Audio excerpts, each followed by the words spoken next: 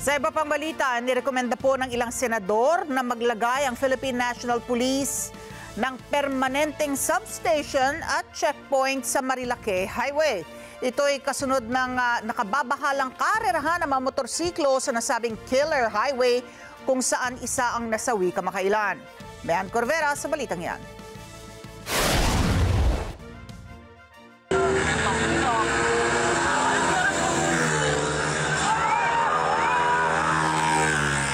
Napapanahon nang maglagay ng permanenteng substation at checkpoint ang PNP sa Marilake Highway. Nagsabi na ako sa PNP.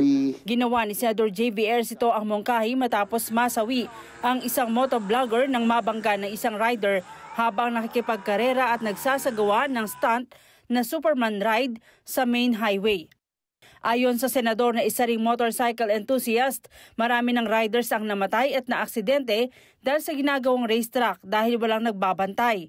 Sabi na ako sa PNP, sa Rizal officials. Naglagay naman po sila ng checkpoints, naglagay sila ng rumble strips, no?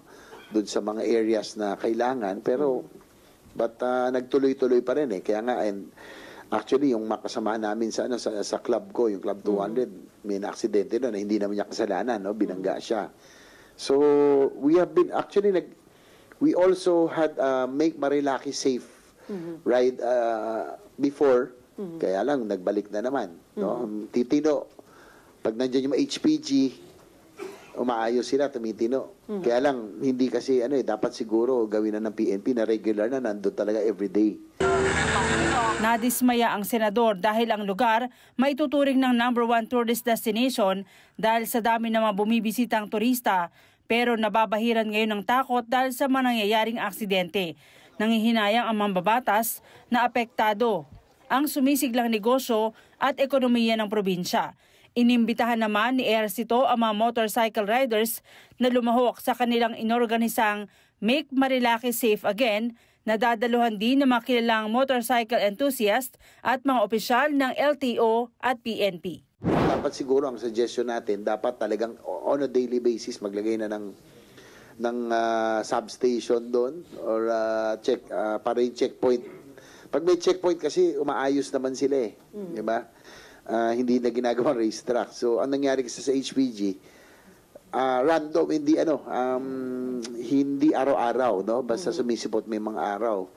Pero kung gagawin ng talagang permanent, and then put some other measures, no? Para mapigil na yan, siguro, at least, maging safe na po talaga ulit. And more importantly, nakakalungkot kasi marami talaga may yung mga accidents yan, fatal pa yung iba. Mayan Corvera para sa Mata ng Agila, matatag, matapang, matapat. Maraming salamat sa inyo pong pagsubaybay sa Mata ng Agila Primetime. Para malaman ang matatag, matapang at matapat na mga balita, i-follow lamang at mag-subscribe sa @Net25 TV.